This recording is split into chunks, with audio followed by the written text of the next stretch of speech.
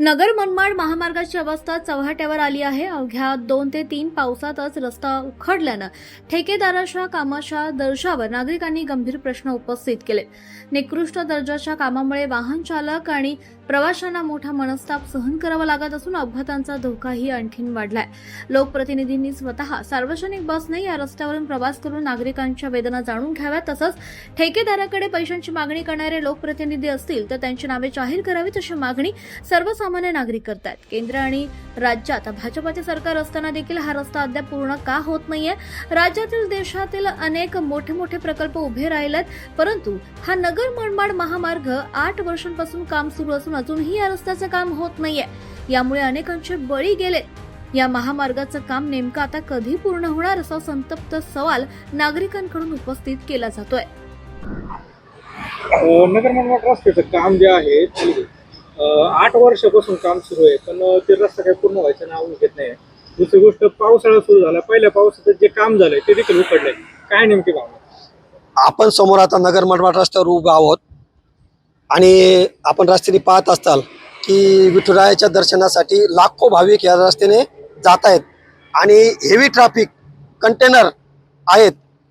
आणि आपण जो खाली आता जर समोर बघितलं तर हा रस्ता 8 दिवसात नवीन रस्ता उखाडला, परत नवीन केलाय आणि तोही मी तुम्हाला गॅरंटी देऊन सांगतो, उद्या जर पाऊस झाला तर 2 दिवसात हा रस्ता उखाडणार आहे।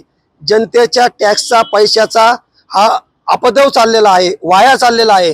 माझं भारताचे गृहनिर्माण रस्ते मंत्री नितीन गडकरी पासून तर या विभागाचे आमदार, खासदार आणि सर्व शासकीय अधिकाऱ्यांना हात जोडून विनंती आहे की बाबांनो, जगामध्ये, भारतामध्ये, महाराष्ट्रामध्ये एका दिवसात 25 किलोमीटर करण्याचा रेकॉर्ड असताना हा रस्ता 8 वर्षापासून होत नाहीये।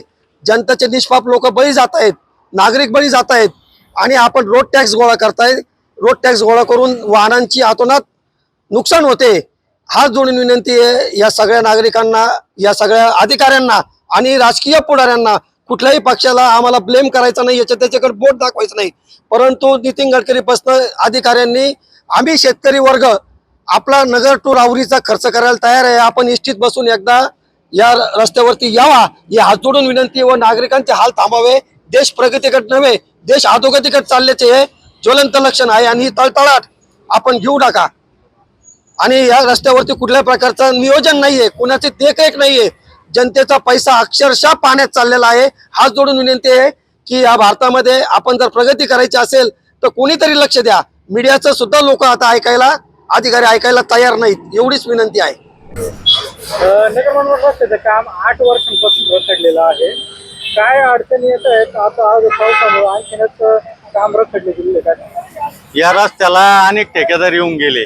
या रस्त्याला एक ग्रहणच लागलेलं आहे।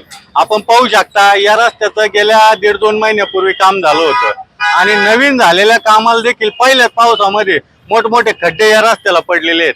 या रस्त्याचं काम बघणारी एक भारत कन्स्ट्रक्शन कंपनी जी आहे ती काम करते, परंतु यांच्यावर देखरेख करण्यासाठी भारत सरकारनं एक कंपनी या ठिकाणी नियुक्त केलेली आहे आणि त्या कंपनीच्या अहवालानुसार त्यांचे पेमेंट अदा केले जातात। या कंपनीची लॉयन्स कंपनी जी आहे ती देखरेखीसाठी ठेवलेली आहे।